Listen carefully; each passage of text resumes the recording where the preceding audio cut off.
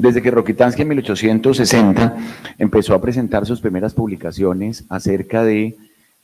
las primeras historia de quién empezó a hablar y hacer el diagnóstico de la endometriosis, mucho se ha hablado y mucho se ha expuesto desde esa época. Fíjense que uno pareciera como si hablara solamente como que la historia de endometriosis hubiera arrancado con Samson y con toda su teoría de la formación del endometrioma, pero fíjense que algunas personas habían hablado antes respecto a el desarrollo de la enfermedad. Este es un artículo de 1860 en el cual precisamente Rokitansky nos habla acerca de la presentación de unas células que no eran con componente de malignidad, y a través del microscopio él había visto que tenía una similitud con los tejidos con el endometrio eutópico. Entonces, pues de ahí para acá, como les digo, estos son decenas de miles de millones de artículos que se han publicado acerca de endometriosis, acerca del endometrioma, y vemos aquí cada vez que se iba sacando una teoría de endometriosis, aparentemente era más revolucionaria que la anterior. Vemos la de Hughes en esta publicación del Journal de Obstetricia y Ginecología británico de agosto de 1957, y esas son las fotos de los artículos originales de las presentaciones de ellos. Incluso se ha llegado a postular que muchas de las mujeres que trató Freud con histeria y con todos sus trastornos psicosomáticos podrían estar relacionados con endometriosis, pacientes que tenían, como hoy en día lo sabemos, si ustedes se acuerdan en este momento, todas las pacientes que nosotros vemos en la consulta, la mujer con endometriosis tiene un tipo de personalidad, y es un tipo de personalidad, son mujeres autoexigidas, competitivas, generalmente con unos antecedentes importantes de algunas alteraciones, y todas tienen fibromialgia, todas tienen colon irritable, algunas tienen síndrome vesical doloroso. O sea, pareciera como si todas tuvieran un mismo espectro de la enfermedad, y incluso en muchas de ellas hoy en día nosotros podemos hablar que dentro de la sintomatología de la endometriosis, y eso se lo dicen a las pacientes en la consulta, hablan sobre este síndrome de fatiga crónica en el que las pacientes le dicen a usted, es que doctor, siento que a las 5 de la tarde yo estoy agotada, ya estoy cansada, y esto no va solamente en la disquesia y la dispareunia y la dismenorrea, sino otro espectro en el cual nosotros también podríamos entender que la endometriosis, dentro de sus múltiples etiologías, podría llegar a tener esto. Entonces, realmente, digamos, la endometriosis es una enfermedad que epidemiológicamente, y esto se ha estado presentando a través de todos los artículos que muestran la endometriosis, sabemos claramente que es un 10 a un 15% de prevalencia en la población femenina, y uno de los primeros puntos importantes es que estamos hablando de un componente genético de la enfermedad. Fíjense que se dice que una mujer que tiene herencia de mamá o hermana con familiares de endometriosis puede llegar a tener hasta 7 veces más riesgo de poder poseer la enfermedad. Sabemos que eso genera unos gastos anuales muy importantes. Fíjense que en la consulta cada vez nosotros estamos esperando encontrar más mujeres con endometriosis. Anoche me decía un colega que vive en una ciudad de provincia, me decía, oiga, ustedes están viendo endometriosis en mujeres tan jóvenes, miomatosis en mujeres tan jóvenes, que antes no se veía. Yo les decía, sí, debe haber alguna cosa ambiental o epidemiológica que no la sepamos o algo, pero que puede estar influyendo en el hecho de tener una enfermedad cada vez más discapacitante y que cada vez estamos viendo nosotros con mayor presentación. Un endometrioma, ¿de qué está hecho? ¿De qué está fabricado un endometrioma? Un endometrioma tiene epitelio endometriósico, tiene una gruesa capa de fibrosis y tiene parenquima ovárico. Pero fíjense que en el 97% de los casos, la cistectomía en un endometrioma, y eso lo vemos en la segunda presentación de hoy, se encuentra parenquima ovárico, que hasta qué punto es sano o no es sano podría llegar a ser relativo. Pero fíjense que este doctor, que es un patólogo, hizo esta publicación en el año 2001, que es un artículo clásico de Scurry, dice que el 37% de los endometriomas resecados quirúrgicamente puede apreciarse la morfología de la corteza ovárica invaginada. O sea, esta teoría o esta hipótesis que decía que el endometrioma es una invaginación de la superficie del ovario, fíjese que solamente 1 de cada 3 endometriomas de los que nosotros resecamos, desde el punto de vista histopatológico, se correlaciona con esa invaginación a nivel del ovario. Y el resto muchas veces solamente se ve extensión y una necrosis y una fibrosis intensa, que eso también podría estar relacionado con la técnica quirúrgica. Acuérdense que la técnica quirúrgica se encarga muchas veces de mandar unas muestras de patología. Cuando mandamos la ventana del endometrioma, la mandamos quemada, la mandamos absolutamente cauterizada, si me permiten el término. Entonces esto para el patólogo también genera una interpretación difícil. Entonces, la etiología de la formación del endometrioma es controvertida, es enigmática, es tan enigmática como la misma de la enfermedad peritoneal, probablemente menos enigmática que la de la endometriosis infiltrante profunda y absolutamente menos que esas endometriosis extragenitales de la pleura, del tabique nasal, del apéndice, que son endometriosis que son casi unas enfermedades huérfanas. Siempre vamos a encontrar que no hay acuerdo en la etiopatogenia de la realmente es poco entendida, no es clara, y lo que les decía desde la teoría de Sampson en 1927, es curioso que 100 años después, y nosotros todavía sigamos pensando que la endometriosis es por menstruación retrógrada, y siempre que ustedes leen cualquier cosa de endometriosis, se sigue postulando una hipótesis o una teoría, como la quieran llamar, de hace casi 100 años. Entonces, se avanza mucho en investigación, se avanza mucho en prostaglandinas, se avanza mucho en interleuquinas, pero todavía seguimos diciéndole a las pacientes que la menstruación retrógrada son unas células que se van por la trompa, se implantan en el peritoneo. O sea, es la misma explicación de hace 100 años de Sampson, a pesar de toda la investigación, y es la que sigue postulando esto.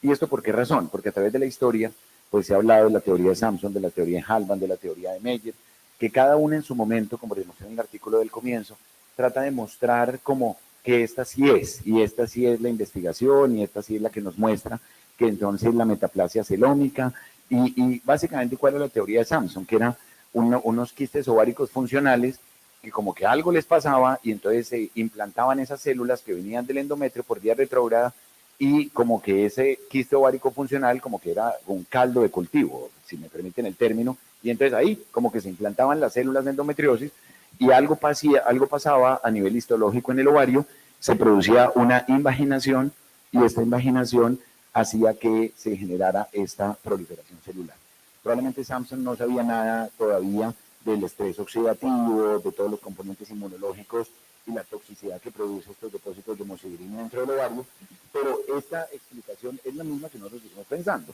que hay como unas células que llegan mágicamente a la superficie del ovario, ellas se imaginan y ahí se forman esas alteraciones. Lo que hay en investigación de endometriosis es mucha, cuando ustedes empiezan a ver artículos japoneses, artículos de Europa del Norte, una cantidad de artículos en los cuales se tratan de hacer reproducción en modelos animales de células de endometriosis, son tremendamente interesantes, que al final no nos concluyen mucho, pero son lindos de leer. Entonces, en los que le dicen a uno que se genera tejido endometrial en ratas, que se induce en estos receptores en tejido animal, inyección intraperitoneal de células de endometriosis, y se ve que muchas de estas células pueden llegar a proliferar, e incluso se piensa que hoy en día se está hablando tanto, primero, que los focos de endometriosis peritoneal son completamente autónomos, que no dependen directamente del ovario y que, digamos, se puede inducir dolor a nivel animal inyectando células peritoneales de endometriosis en estos tipos de modelos. Empieza a aparecer, y fíjense con artículos muy recientes del año 2020, en el cual se empieza a enredar esto con una cantidad de biomarcadores, tanto séricos, urinarios, que nos empiezan a dar una cantidad de explicaciones muy profundas, muy profundas, y que a la hora de la verdad, usted lo que hace es le mide el CA125 a las pacientes. Y cuando llega el resultado, me dice, yo no puedo entender que esta paciente tenga clínicamente una endometriosis que yo pensaría que es muy severa, y el CA125 me marca en 9. Y usted le hace una laparoscopia y la paciente tiene una endometriosis peritoneal, con enfermedad ovárica y con un compromiso muy importante del fondo de saco posterior y un CA125 normal. Entonces, de hecho, le dice a las pacientes, le dice, bueno, tiene un CA125 normal, pero eso no me descarta que no tengan la enfermedad. Entonces, tanto biomarcador, tanta investigación que se hace frente a la enfermedad, y lo que les digo, cada cual trata de buscar, entonces, transferrina, aptoglobina, esa beta-2 microglobulina, en todos los artículos de investigación de endometriosis siempre se la citan, pero hasta ahí llegan. O sea, usted sigue midiendo el CA125. Algunos dicen, no, también mide el CA19,9, pero si el CA19,9 usted se asusta porque entonces se lo manda al cirujano gastrointestinal, porque entonces la señora que pronto tienes un tumor de colon, y hasta ahí llega. O sea, se investiga y se investiga y se investiga en endometriosis, pero no se evoluciona mucho en decir, ¿por qué no se inventan algo más allá que el CA125? O sea, y de hecho todavía se siguen llevando pacientes a cirugía sin CA125. Entonces, empiezan a aparecer una cantidad de hipótesis muy interesantes, muy profundas acerca de las glicoproteínas, las citocinas y las moléculas inmunológicas. Entonces ya la enfermedad se le considera que tiene un trasfondo inmunológico, que hay un estrés oxidativo que marca la parada dentro de los endometriomas, que hay una serie de factores de crecimiento que están involucrados ahí, que la angiogénesis, que sabemos claramente cuando ustedes entran a una laparoscopia y encuentran estos peritoneos grandemente vascularizados, y es por todos esos factores angiogénicos, y se está trabajando en investigación en factores antiangiogénicos para evitar esta vascularización de las lesiones y del mismo endometrioma. Y ahora incluso se le ha postulado las teorías de los autoanticuerpos que pueden estar relacionados también en la etiología y en la formación de estas teorías proteómicas, metabolómicas, genómicas, cosas que, como les digo, en investigación son muy lindas, muy interesantes, pero que a la hora de la verdad, ya en la parte clínica, nos siguen dejando con las mismas dudas. Entonces, lo que les decía, se sigue planteando lo que es una invaginación de la corteza ovárica. Esto podría llegar a plantearse en el 90%. Entonces, después le dicen, no, es que es un pseudoquiste, pero cuando usted hace una cirugía de endometrioma y le quita un quiste de ovario, dice, pero es que yo le quité un quiste, yo no le quité un pseudoquiste, porque si hubiera sido un pseudoquiste, pues yo no hubiera sido capaz de hacerle la cistectomía.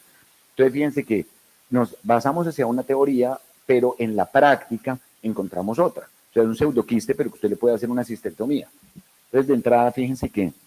estos implantes, lo que les digo, a nivel de la superficie peritoneal, les ocurre algún fenómeno que literalmente desconocemos y hace que se produzca esta invaginación. Entonces empiezan a postular algunos artículos, que incluso este que ya tiene 7 años, que empieza como a reunir todas las hipótesis. Entonces, probablemente todos tenían razón. Entonces, Samson decía que este recubrimiento a nivel del ovario podría producir invaginación. Entonces, Hugheson, después en 1957, decía que la invaginación no es uniforme, que el revestimiento lúteo podría estar solamente en el 3% de las muestras. Y lo que les digo, ya cuando uno ve clínicamente cómo se evidencian los endometriomas, ustedes ven son realmente unos quistes de imaginación cortical, unos quistes endometriósicos con inclusión superficial, unos quistes endometriósicos que acompañan incluso a los quistes funcionales normales, y algunos que se llaman, lo que les digo, los no clasificados. Empieza a aparecer otra teoría posterior, que es lo que se llama la teoría de Meyer, publicada ya hace casi unos 10 años, en el cual se dice que hay unos cambios metaplásicos secundarios a un proceso inflamatorio que también desconocemos y que genera, influido por, claro, un estímulo estrogénico, esto va a generar una metaplasia que podría llegar a tener alguna similitud con algunos tumores epiteliales del ovario. Fíjense que hasta ese momento siempre estábamos considerando nosotros que los endometriomas tenían un comportamiento, una etiología maligno, y eso pues ha venido cambiando, y sabemos que hoy en día pues existe una asociación entre algunas patologías malignas ováricas y la formación de los endometriomas.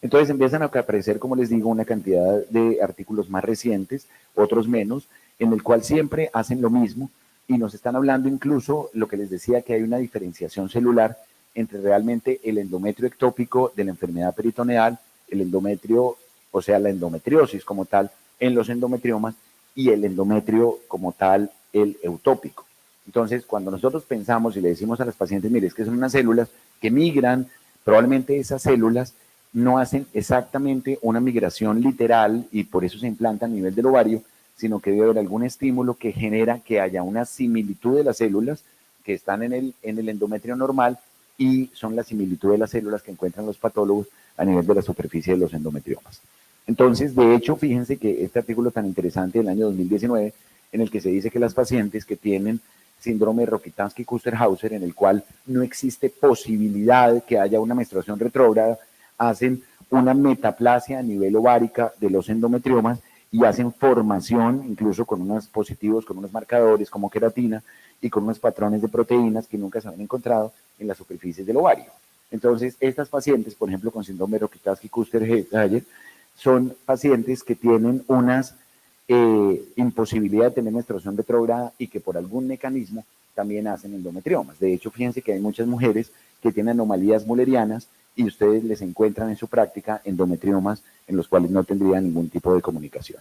Entonces, esto nos vuelve otra vez, como les digo, a más que descartar cualquiera de las hipótesis en la formación del uno o del otro, nos termina es como intercomunicando todas, y probablemente muchas de ellas tenían razón. Entonces, o hay unos remanentes embrionarios, entonces se nos han mostrado algunos artículos, incluso que en células fetales de algunos fetos femeninos se encuentran células de endometriosis, o sea, como si ya se viniera predispuesto desde la vida intrauterina para desarrollar en algún momento de la enfermedad, y habrán toda una serie de mecanismos inflamatorios, inmunológicos que genera una reactividad a nivel de este endometrio y que hace que estas células puedan llegar a migrar a nivel del peritoneo por diseminación hematógena, como lo decía la teoría de Meyer, con algo de metaplasia celómica y las pacientes pudieran llegar a tener una formación en los endometriomas.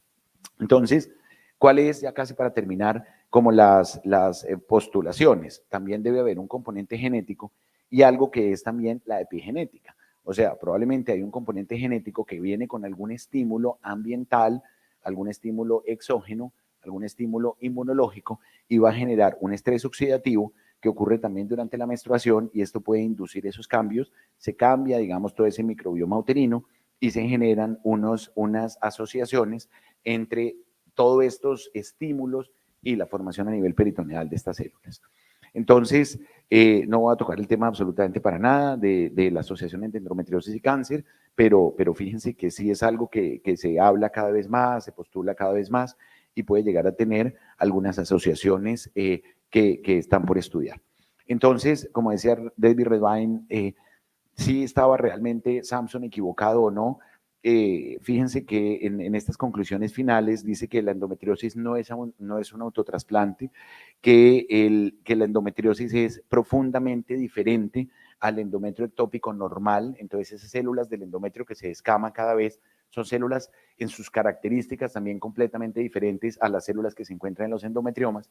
Y lo otro que les digo que está también en investigación, que es muy interesante, es que estos focos de la enfermedad peritoneal aparentemente tienen tanta autonomía que ni siquiera dependen directamente de la actividad ovárica. Por eso es que desafortunadamente fracasan a veces muchos manejos médicos, porque los manejos médicos terminan tratando la enfermedad solamente muy desde el punto de vista hormonal, sin darle una dimensionalidad como nosotros quisiéramos. Entonces, pues, ¿cuál es lo mismo que vimos hace media hora? Múltiples hipótesis que todas nos reúnen lo mismo, todas nos dejan siempre más preguntas que respuestas, que en la actualidad, pues lo más reciente es que hay una asociación entre la epigenética, el estrés oxidativo, todo el daño que se produce de estos depósitos de hemosiderina dentro de las células de foliculares de los endometriomas y seguimos pensando en la menstruación retrógrada 10 años después. Esto es lo que tenía para decirles. Muchísimas gracias.